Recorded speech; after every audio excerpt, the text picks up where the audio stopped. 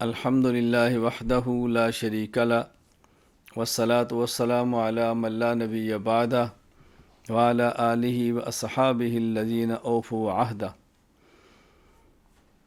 اما بعد فاعوذ باللہ من الشیطان الرجیم بسم اللہ الرحمن الرحیم الف لام میم ذالک الکتاب لا ریب فیہ ھدی للمتقین الذین یؤمنون بالغیب ویقیمون الصلاة ومما رزقناہم ینفقون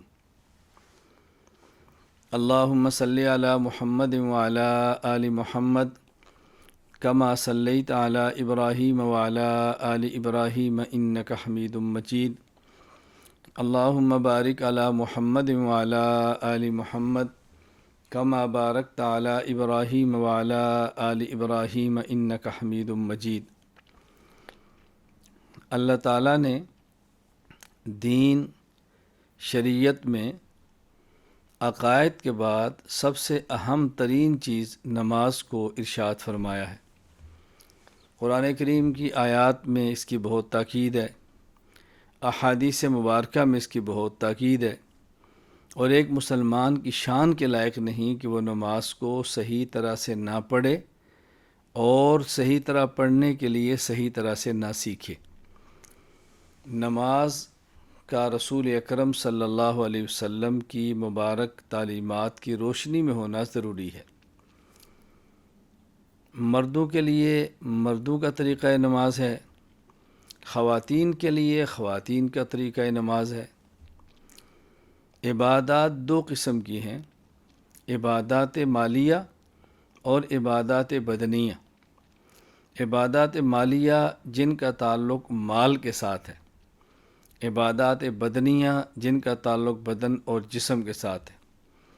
کیونکہ مال مرد اور خواتین کا ایسا ہے کہ اس میں کوئی فرق نہیں ہے، پیسے یا باغات جس میں عشر ہوگا یا دیگر چیزیں جن کے اوپر زکوٰۃ آتی ہے یا وہ پیداوار جس پہ عشر ہوتا ہے۔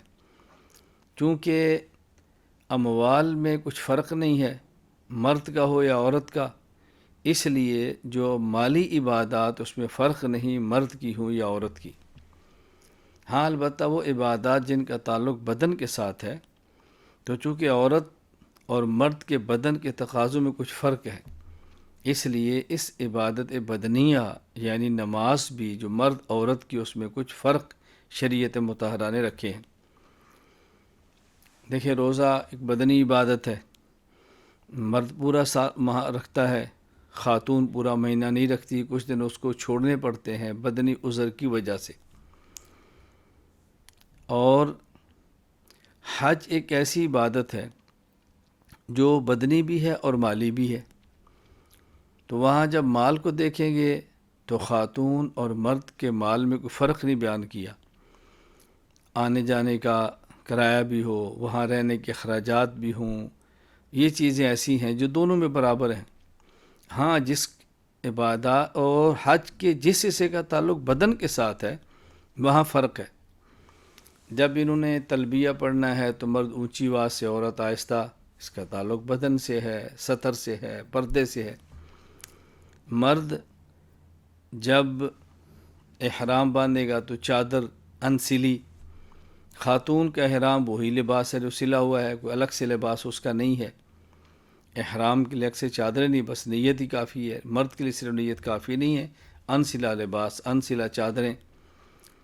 اور جب انہوں نے مطاف بیت اللہ کے ارد گرد طواف کرنا ہے تو مرد شروع کے 3 چکر یوں رکڑ کے کرے گا، رمل، اور عورت اس طرح نہیں کرتی۔ پھر مرد ان طواف کے ابتدائی چکروں میں دائیں کندھے کو ننگا کرے گا اور چادر یوں نیچے سے اوپر لے گا، عورت اس طرح نہیں کرے گی۔ جب صفا اور مروہ کے درمیان سعی ہوگی تو مرد چند حصے میں جو میل سبز نشان لگے ہیں وہاں تھوڑا سا دوڑے گا، عورت اس طرح نہیں کرے گی۔ میں سمجھانا ہی چاہ رہا ہوں کہ جس عبادت کا تعلق مال سے ہے وہ مرد عورت کی یکساں ہے، جس کا تعلق بدن کے ساتھ ہے اس میں فرق ہے۔ نماز ایک بدنی عبادت ہے، اس لیے کچھ مسائل ایسے ہیں کہ جس میں مرد عورت میں فرق ہے۔ یہ میں نے ایک مثال دی ہے۔ اسی طرح نماز کے اندر اور بہت سارے مسائل ہیں، بلکہ تمام مسائل ہیں جن کا تعلق سیکھنے کے ساتھ ہے۔ تو نماز کو سنت کے مطابق ادا کرنا ہے، اور سنت کے مطابق ادا کرنے کے لیے نماز کو سیکھنا ہے۔ میں بہت زیادہ اس بات پہ خوشی محسوس کر رہا ہوں کہ الحمدللہ ثم الحمدللہ آسٹریلیا کے حضرات اس کے لیے متوجہ ہیں، اور عزیزم مولانا سید شاہد مصطفیٰ حفظہ اللہ تعالی بہت مبارکباد کے مستحق ہیں کہ جن نے محنت کے ساتھ نماز کورس کے لیے ایک فضا بنائی ہے، ترتیب بنائی ہے، حضرات سے رابطے کیے ہیں۔ اس سے قبل الحمدللہ صراط مستقیم کورس مرد حضرات کے لیے آسٹریلیا میں کرایا جا چکا ہے، صراط مستقیم کورس خواتین کے لیے بھی کروایا جا چکا ہے، اور اب الحمدللہ تیسرا کورس ہے جو آسٹریلیا میں صرف نماز کے عنوان پہ کرایا جا رہا ہے۔ مفتی شبیر احمد عثمانی الحنفی دامت برکاتہم، جو مرکز اہل سنت والجماعت 87 جنوبی سرگودا پاکستان کے رئیس دارالفتاء ہیں، اور ماشاءاللہ جید عالم دین ہیں، جید مفتی ہیں، اللہ تعالیٰ نے صفات سے نوازا ہے۔ وہ اس کورس میں آپ حضرات سے مخاطب ہوں گے، ہر روز 40 منٹ کا سبق دیں گے، اور 20 منٹ آپ کے سوالات کے جوابات دیں گے۔ اللہ تعالیٰ میں اس کی قدر کرنے کی توفیق عطا فرمائے۔ میں بہت زیادہ خوشی محسوس کر رہا ہوں، اور دعا کرتا ہوں کہ اللہ تعالیٰ اس نماز کورس کو اپنے کرم، اپنے فضل سے پایہ تکمیل تک پہنچائے۔ اللہ تعالیٰ اس کو پورے عالم کے لیے مفید بنائے، اور اللہ تعالیٰ میرے لیے، آپ کے لیے، اور ہم سب کے لیے اس کو باعث اجر و ثواب بنائے۔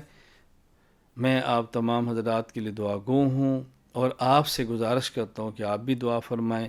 اللہ تعالیٰ ہم سب کو دین کی مقبول خدمت کے لیے قبول فرمائے۔ اللہ تعالیٰ ہمیں اور ہماری نسلوں کو دین کے لیے قبول فرما لے۔